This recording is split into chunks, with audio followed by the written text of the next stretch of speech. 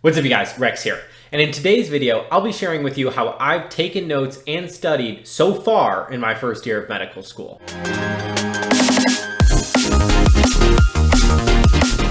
Alright, so I think I'm going to title this video something like how I think I'm going to study in medical school. And the reason for that is I'm like a little over a month in. And so things are very subject to change. I'm very curious how things are going to change. And part of why I'm recording this video is for myself so I can look back on it a year from now and maybe laugh at myself or be impressed with myself or just reflect on how much I've changed in my studying or how much I've stayed the same.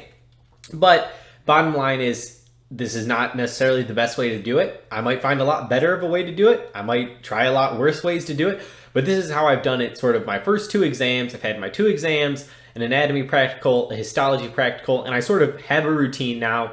I think it's working. It's worked so far. And it's all pass fail, so I can't say that like, oh, this is how you ace your exams. This is how I pass exams. A lot of people are going to do it differently. This is what's working for me. So let's jump into it. I do all of my notes and all of that stuff in OneNote.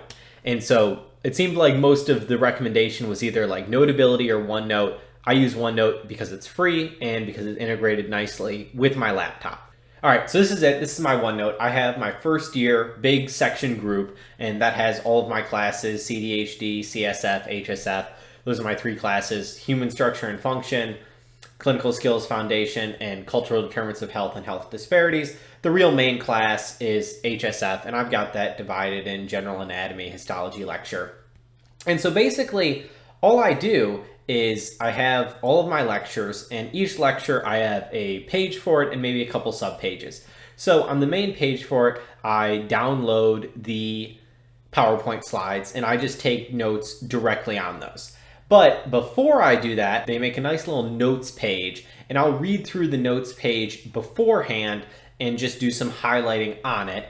And then after I've done that, I watch the lecture. And so I always watch the lectures after they happen, so asynchronously, and I watch them recorded so I can watch them at usually 2.4 times speed. And the reason I can do that is I would not be able to do that a first time through. I would need to watch it at like 1.5 times speed max to get anything out of it, or maybe just regular speed. But since I read those notes beforehand, it's not as bad. That it's more of just a review that I've sort of learned the material the first time, and now I'm watching the actual lecture as a review and see what the professor or lecturer is emphasizing. And really, that's the majority of my week, is reading those notes pages, watching lectures, and just taking notes on the PowerPoint slides. And I'll just jump to a couple of them, and you can see that I don't take a ton of notes. I really just mostly highlight and then maybe a few dots there, and I usually use yellow to highlight and red to make additional notes and stuff like that, and just going on random ones like that. But that's really how I take notes. It's not too significant. I took way more notes in undergrad, as far as I never printed out PowerPoint slides. I always took notes.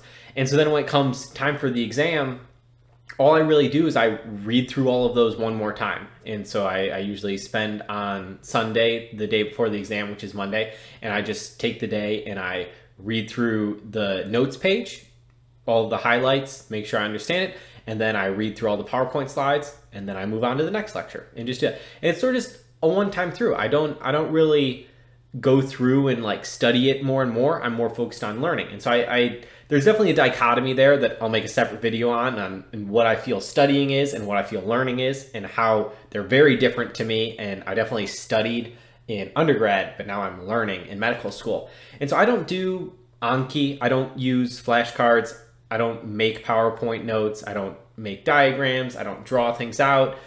I really don't do that much of any of that stuff. And there's a lot of my classmates that do. And so I don't want to say there's any right way to do it. That's the biggest thing, is it's doing what works for you. And that's what you should be spending your time in undergrad doing, is figuring out your study skills and look forward to medical school where you can then apply those, that you don't have to totally change things up. And so I never used flashcards in undergrad, so I was not going to hop on the Anki train and have all of my studying be flashcards. There's some of my classmates that literally that's all they do. They don't watch lectures, they don't read notes beforehand, they don't read textbooks, they do Anki. Exactly what that is. I don't even know how Anki works 100% besides like spaced repetition, and I'm sure that it works awesome for some people. It's just not for me. And so there's no right way, there's no wrong way to do it. It's finding what works for you. But yeah, so that's what works for me. It's really not a lot of like technique to it. by any means. It takes a good amount of time to do, and I go through at my own pace and go through thoroughly and make sure I'm learning, and I'm learning, not necessarily studying. But yeah, that's, quick video. Don't want to take any more of your time. If you have any questions, comments, or concerns, I'd love to hear about them down below. I'll read and respond to every single comment. If you want to see some of my videos coming out in the future and find your way back here, make sure you subscribe, hit the notification bell. I'll be making a video in the future on how to actually use OneNote in depth as a medical student. More videos on medical school application and just my life as a medical student and my reflections as I'm going through. That being said, like the video if you like the video, dislike the video if you dislike the video. And until next time, don't be ordinary, go be great.